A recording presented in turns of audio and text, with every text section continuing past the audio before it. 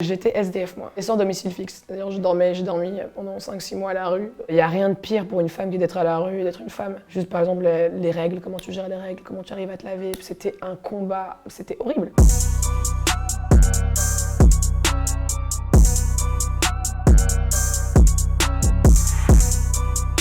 Alors, je m'appelle Luce Ndiakuza, j'ai 24 ans. Je suis d'origine congolaise et rwandaise. J'habite en Belgique et je suis artiste, autrice, compositrice, interprète, designer, peintre.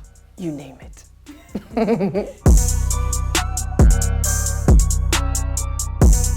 J'avais un besoin très intense de devoir m'exprimer et je trouvais des canaux. Donc j'écrivais des poèmes, des petits romans, des petites chansons, tout ce qui était possible et imaginable en termes d'écriture, des articles, des dissertations, je faisais tout quoi. J'écrivais.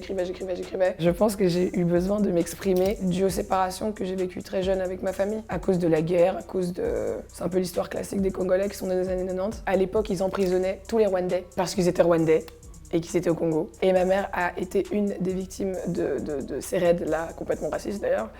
Et du coup, elle a été en prison, la pauvre, parce qu'elle était rwandaise pendant quelques mois. Et quand elle est sortie, on lui a dit « tu peux prendre qu'un enfant », ce qui lui a brisé le cœur, bien évidemment. Et elle a dû prendre la dernière qui était née, qui était ma petite sœur. Et du coup, elle est partie, et j'avais 1 an et demi. Et puis je l'ai retrouvée en début 2000. Mais du coup, j'avais aucun souvenir de ma mère, donc j'étais là en mode « qui es-tu » et pourquoi est-ce que mon père n'est pas là? Donc ça crée des sentiments d'abandon, je pense, un peu dans le subconscient. Premier truc que j'écris, c'était une espèce de micro-roman de 15 pages. Et moi, dans ma tête, 15 pages à 8 ans, t'as l'impression d'avoir fait l'œuvre de ta life. Donc j'ai fait 15 petites pages sur un prince charmant et à la fin, il meurt et tout. Enfin, l'angoisse. Maintenant, je lis ça, je me dis, mais j'étais complètement disturbed. Mais en fait, non. Je regardais trop de films de Disney sombres. J'aimais beaucoup la tragédie parce que je trouvais que c'était un peu... c'était le style d'écriture qui représentait mieux la vie. Mais c'est à cause de la guerre, je pense. C'est des trucs qui sont inscrits dans mon cerveau. J'écrivais tellement, et je chantais tellement. Je chantais très mal et j'écrivais très mal d'ailleurs. Je précise, c'était absolument pas inné. Par contre, j'ai décidé d'avoir une carrière bien précise, quoi. Je savais très bien ce que j'allais faire. Je m'étais dit, je vais faire autant de P et puis je vais faire un album. Et là, voilà, sorti mon premier album. Et étrangement, ça se passe exactement comme prévu. J'ai toujours rêvé bien plus haut que ce qu'on voulait que je vois. On m'a toujours dit que tu es trop ambitieuse, tu rêves trop, ça n'arrivera jamais. Et finalement, non. Aujourd'hui, je suis une businesswoman, j'ai mes entreprises. Je crée des choses que je veux créer. Je peux me permettre d'aider des gens financièrement, de faire de l'humanitaire, de faire exactement ce que je voulais faire. J'ai toujours cru en moi. Le problème, c'était les autres. C'est toujours les autres, le problème, de toute manière. Je me suis toujours pas dit « I made it ». Absolument pas. Le jour où je me dirais ça, c'est que j'ai plus rien à apprendre. C'est dommage. Je dirais « I made it » le jour où j'ai révolutionné le système de santé public en Afrique. C'est ça mon plus grand rêve. Mais entre-temps, je me dirais jamais « I made it ». Ce serait restreindre mes possibilités. Arriver à un point culminant de sa carrière, ça veut dire que tout ce que tu peux faire après, c'est de descendre. No way. Not happening. Je veux juste me dire que le chemin est long. Et musicalement, je suis en fait ce qu'on pourrait appeler une perfectionniste satisfaite. Parce qu'être perfectionniste et ne jamais rien sortir aucun morceau parce que de toute manière tu te dis non mais il est pas fini, ça va pas. Ou être satisfaite trop tôt aussi, genre super ma chanson, je la sors, mais ça aussi c'est pourri. Faut trouver le juste milieu où tu mets beaucoup de travail, tu t'appliques beaucoup jusqu'au moment où tu feel good. Au moment où je commence à sentir la chanson et qu'elle me transperce, c'est là que j'arrête. Je me dis ah, je me suis auto-touchée, ça veut dire que j'ai fait une chanson, je l'écoute, elle me touche, I'm good. Alors mon projet, j'avais absolument aucun contact. Donc ce que je faisais, c'est que j'allais dans la rue, je voyais tous les gens avec des guitares sur le dos, je les stoppais, je leur disais est-ce que tu veux pas faire de la musique avec moi, sincèrement. Ou alors j'allais voir des gens qui chantaient dans la rue et je leur disais où est-ce que t'es enregistré, et puis de fil en aiguille, j'ai trouvé des petits contacts pour aller dans les petits studios indépendants qui coûtaient genre 20-30 € l'heure pour enregistrer. Et c'est comme ça que j'ai fait mon petit bout de chemin. Et j'habitais à l'époque à Louvain-la-Neuve, donc j'habitais même pas à Bruxelles. Et puis Damso m'a présenté à mon ingénieur son jusqu'à aujourd'hui qui s'appelle Chrissy de la Fuentes. Et du coup j'ai enregistré 400 titres chez Chrissy, il en pouvait plus de moi. Et un jour, il en pouvait vraiment plus de moi, il m'a vraiment dit genre « get out ». J'étais en mode « ok ».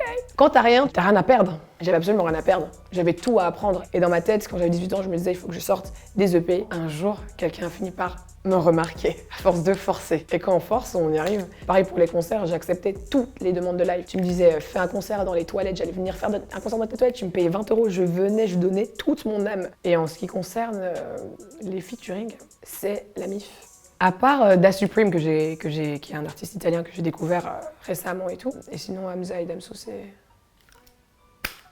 Bruxelles, c'est la MIF. Le feat, par exemple, avec Damso, on était en train d'aller manger et puis il m'a dit « viens, on va au studio ». je suis au studio. Et c'est tout. C'est pas des grandes sessions où t'appelles, vous êtes là, vous vous préparez à l'avance. Absolument pas. Hamza, c'est la même chose. J'étais en train d'écrire Laisse-moi à la maison. Je deviens genoux-nez du morceau. Parce que Laisse-moi, il fait pas du tout partie de l'album. C'est un morceau que j'ai fait en confinement. Et j'étais fanatique de moi-même. C'est très grave de dire ça là. C'est très très grave de dire ça. Mais j'étais très très fan du morceau. Et j'appelle Prinsley, qui est le producteur d'ailleurs de tout l'album de Damso. Je dis ouais et tout, le son il est trop bien, il est trop bien. C'est lui qui a fait la prod. Je dis il est trop bien le son et tout. Faut mettre Hamza. Et puis il fait ok, j'appelle Hamza, il appelle Hamza. Hamza il dit ok, vas-y, je vais me couper. C'est simple en fait. Genre les gens ils pensent trop qu'il y a une magie et tout en mode alors qu'on est juste trop chill quoi, tu vois. Je pense que c'est l'intention de Damso en me mettant dans son album de me ramener un public. Il est trop chou. Il était en mode j'espère que la France comprendra maintenant et tout. Chier. Pourquoi les gens me kiffent? Because I'm me! Non, mon côté Gémeaux il est ressorti. Alors, pourquoi les gens me kiffent? Mais j'en sais rien moi, pourquoi les gens ils me kiffent? J'en sais rien. Faut demander ça à mes fans quand ils viennent à mon concert. Excuse-moi, pourquoi tu me kiffes? Merci. Et toi, pourquoi tu me kiffes? Ouais, merci. Je pense qu'il faut demander aux autres. Moi, je ne saurais jamais dire pourquoi les gens ils m'aiment. Moi, je sais pourquoi est-ce que mon entourage, certaines personnes très proches de moi, ils m'aiment, parce qu'ils me le disent, parce que je suis un peu bizarre, parce que je suis un peu drôle, parce que je suis un peu violente. Voilà. Un peu violente, un peu de violence, ça n'a jamais fait de mal à personne. Alors, est-ce qu'avoir moins de 30 ans, c'est un avantage? Peut-être, parce qu'on peut encore user de ses charmes, et vu qu'on vit dans un monde extrêmement superficiel, un sourire, ça change beaucoup des fois des choses. Hein. Il y a plein de deals qu'on peut avoir avec 1, 2, 3 sourires. Et moi, je suis trop contente de vieillir. Chaque année, je suis très très contente de mon anniversaire. J'attends d'avoir exactement 50 ans, avec beaucoup d'impatience, c'est le moment où je vais prendre ma retraite. J'aurais vécu 50 piges dans le travail, la labeur, j'aurais souffert de mon front. 50 ans, I'm out.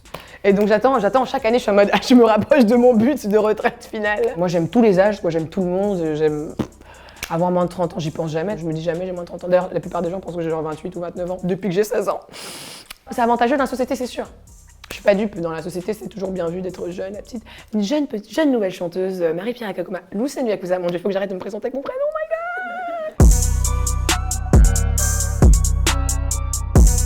Alors dès que je commence, je ne gagne absolument rien. Je gagne l'oxygène, un peu plus d'oxygène et toujours plus d'oxygène. Je mange de l'eau. Si vous me regardez, vous voulez faire de la musique, ça va être très sombre au début, faut pas se mentir. Si tu viens pas d'une famille riche ou que tes parents ne te soutiennent pas ou que tu n'as pas l'intelligence d'avoir un job, j'étais SDF moi. J'étais sans domicile fixe, c'est-à-dire j'ai dormi pendant 5-6 mois à la rue, même la rue.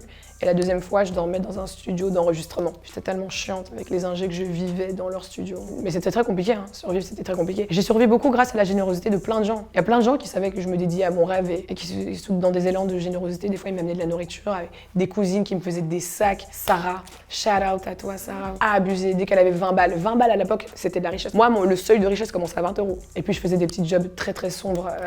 Ça, c'était ma petite période de délinquance parce que tu te fais beaucoup de thunes en très peu de temps. Tu vas vendre telle ou telle chose et tu vas te faire des thunes pendant peut-être 5 mois. J'étais une délinquante occasionnellement. Genre en janvier, j'étais dans la délinquance pour pouvoir vivre pendant 4-5 mois. Puis vers le mois d'avril, mai, je commence à me dire bon, j'ai plus de thunes.